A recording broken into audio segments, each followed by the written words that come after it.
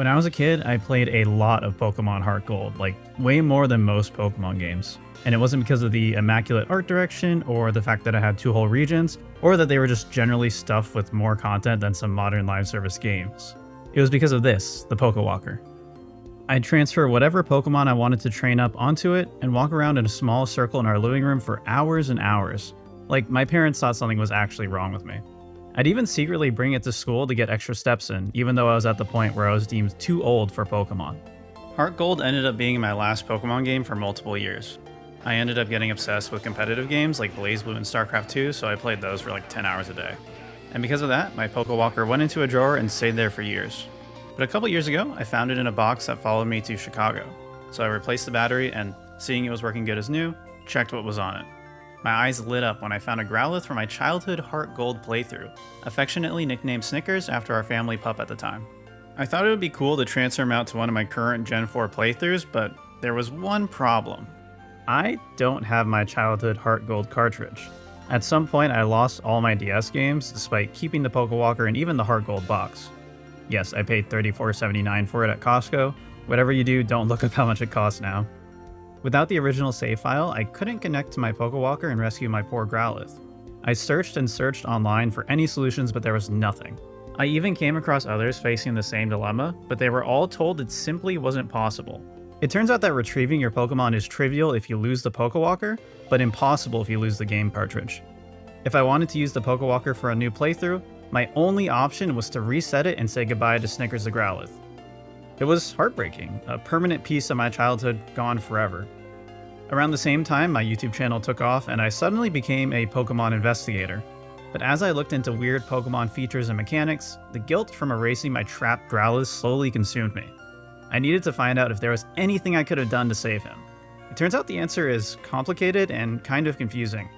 I spent way too much time investigating it, that's why this took like 3 months to come out, and I ended up discovering a lot of undocumented information about the Pokewalker, like how the Pokewalker actually works, how to trick it, and even how to steal your own Pokemon. Sort of. Let's get into it.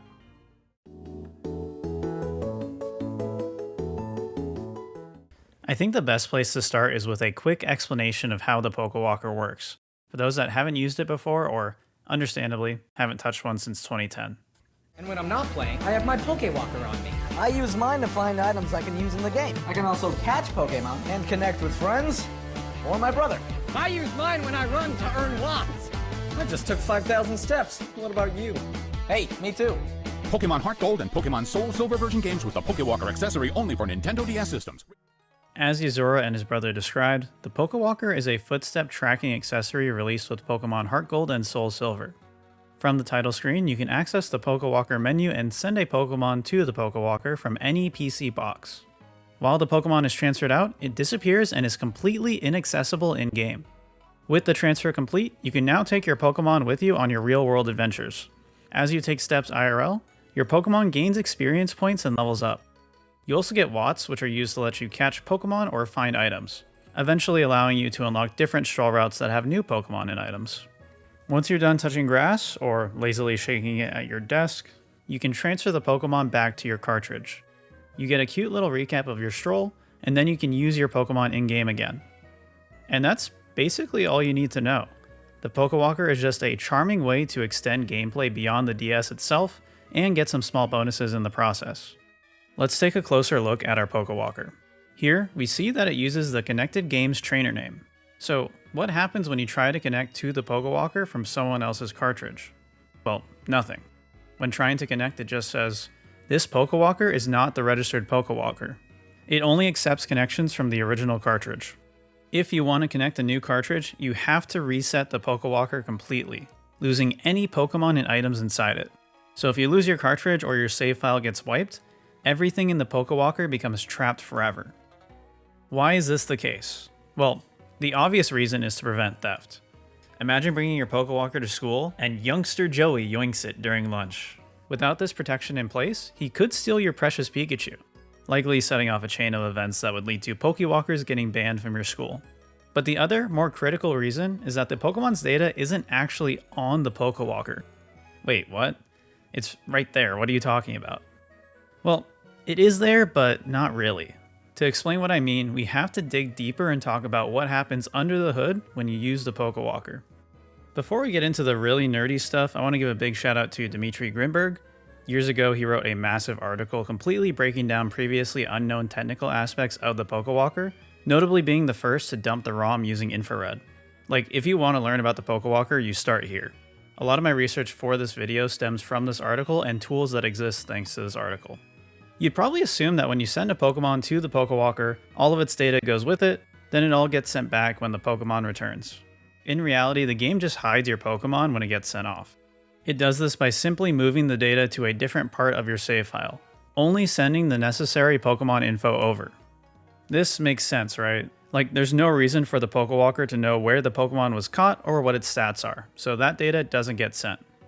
Here's all of that necessary info about the strolling Pokemon stored on the Pokewalker. Seems like a lot, but Pokemon are complex creatures, and there's a lot of info missing, like EVs, IVs, or even abilities. The biggest missing piece is its hidden Pokemon ID, also known as its personality value. It may just be one number, but it determines so many of a Pokemon's other traits, like its ability, gender, shininess, nature, heck, even its day-to-day performance in the Pokeathlon. So yeah, while there is a lot of data there, there's just so many critical components of a Pokemon missing. It makes sense that the Pokewalker couldn't send the Pokemon back without the game. It literally doesn't know the Pokemon that well. But why? It's not like the Walker's too small to fit all the data. Even if its storage space was at capacity, they could have trimmed some unnecessary stuff. Like, the Walker bothers to keep a pretty large event log and list of trainers you've met. Game Freak could have just shortened either of those if space was an issue. The device simply doesn't need to know things like the Pokemon's IVs, so they decided not to put them there. So, you can't free your Pokemon without the cartridge because there's only like half a Pokemon in there. Extremely unfortunate, but makes perfect sense. Okay, that's it for this video. Thanks for watching. Wait, Etchy, what are you doing? You're supposed to beg people to subscribe and play the outro. Stop. Okay, you're putting a Totodile onto a Pokewalker. Big deal. Oh, you got a second DS with HeartGold. Look at Mr. Moneybags over here. Wait, are you connecting a different game to someone else's Pokewalker? Well, that's fine. It's not like it's gonna let you connect. Okay, well, surely it won't let you take their Toto. Etchy, what the f?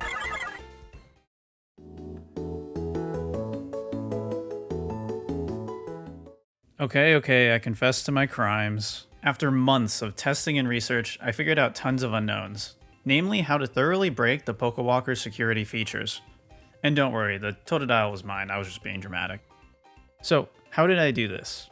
Surely I hacked or glitched in some way, right? Or I edited the footage? Nope, no tricks here. In fact, stealing someone else's Pokemon from their Pokewalker is so easy that I thought I must have messed up when I did it. Let's talk about security. When a HeartGold or SoulSilver game tries to connect to a Pokewalker, what gets checked to verify that it's the rightful owner? Unsurprisingly, multiple things. In order to successfully connect to a Pokewalker, the following must match between the cartridge trying to connect and the cartridge that originally connected to that Pokewalker. The version, so either SoulSilver or HeartGold, the region, like North America or Japan, and the trainer ID/secret ID. Secret ID is basically a hidden extension of your trainer ID that you have no way of finding through regular gameplay. If any of these don't match, you get an error. But the thing is, matching these is super easy. The first two require zero effort. If you know the original cartridge's trainer and secret IDs, you could use RNG manipulation to create a new save file that matches the Pokewalker's data, fooling it into thinking you're the rightful owner.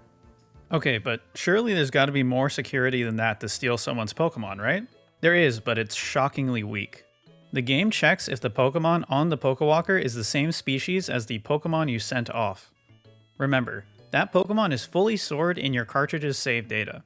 So if you modified the save data to say you sent off a Lugia when you really sent off a Totodile, you'd get caught and the communication would fail. The form of the Pokemon also gets checked.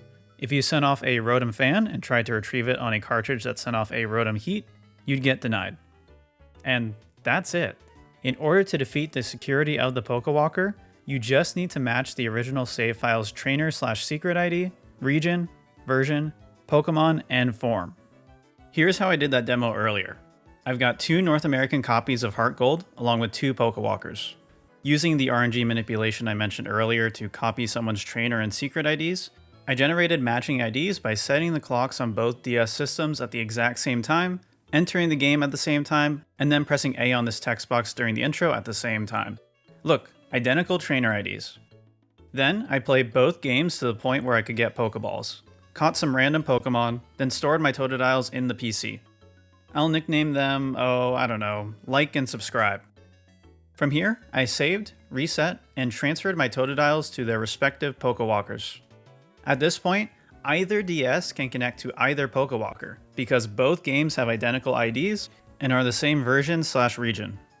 So I take Pokewalker 1 with the Totodile named Like and connect it to DS2.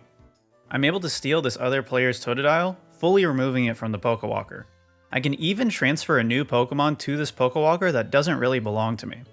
If we go back to our PC, we see that despite the Totodile being named Like in the walker, it's named Subscribe instead. Remember, all the Pokewalker does is hide the Pokemon we sent off, then unhides it when we retrieve it. So even though we stole a different Totodile, our game just unhides our original one, blissfully unaware of the shenanigans we just pulled off. This means we could have saved Snickers the Growlithe from his fate, right? Well, sort of.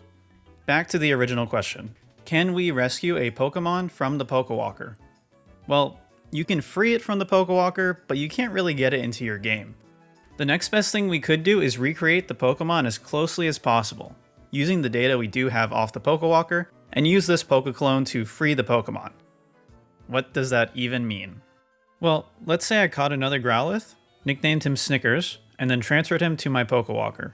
If I lost this cartridge, I could use the trickery I just showed in the demo to rescue him. I create a matching save file, catch a different Growlithe, send it to a different Pokewalker, then retrieve Snickers from its Pokewalker. This effectively frees him, but again, the Growlithe I retrieve isn't named Snickers. It's just a random Growlithe I caught, an imposter. But what if I fool the game? What if I use save editing or arbitrary code execution, combined with the data I scrape off the Pokewalker, to create an accurate clone of Snickers?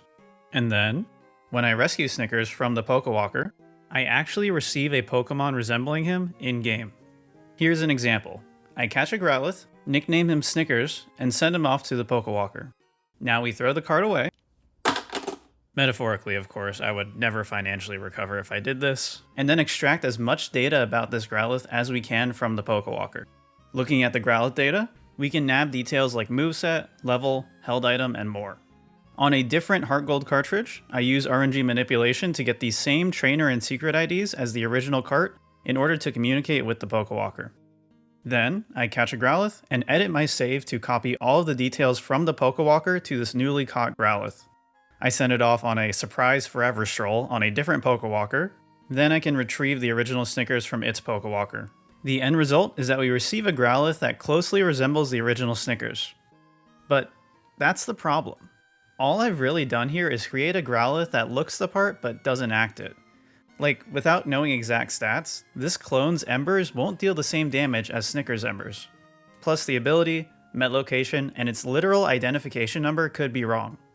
But this is the best we can do for Snickers here.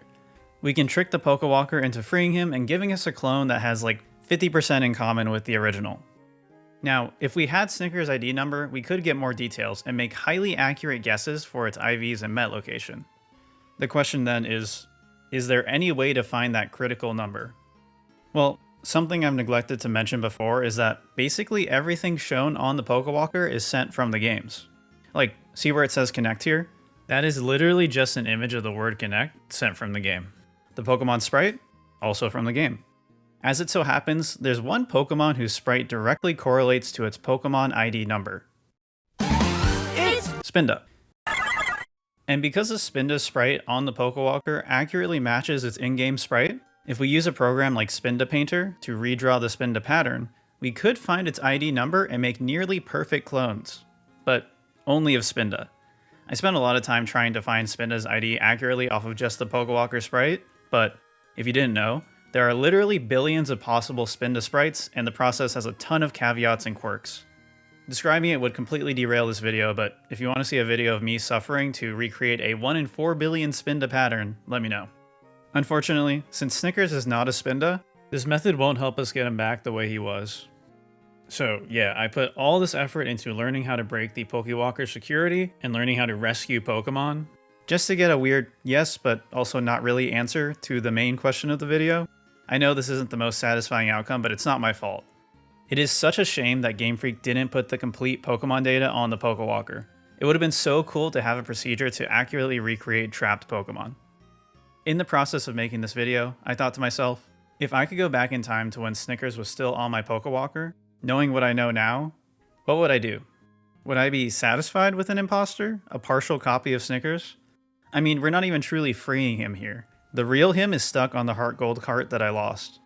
It feels weird having the conclusion to this video be, maybe don't do the thing I spent months researching, but at the very least, I solved some mysteries of the Pokewalker. I'm curious what you all think about this, like, what would you do in a similar situation? Would you be happy with a similar-ish clone? Would you care at all that you kind of freed the Pokemon from the Pokewalker? Let me know in the comments. Honestly, knowing what I know now, resetting feels like the best outcome, and I don't regret it. As someone who's becoming more unk by the day, when I reset my Pokewalker, I really did feel like I was saying goodbye to one of the last remnants of my childhood. But nothing is stopping me from catching a new Growlithe, nicknaming it after my current dog of 8 years, Shiro, and making new memories with him. Looking forward feels better than desperately clinging on to a facade of the past. I think a better way to preserve this piece of my childhood and honor Snickers is to end this video by just talking about my time with him. Snickers was a Lhasa Apso that our family got when I was a few years old.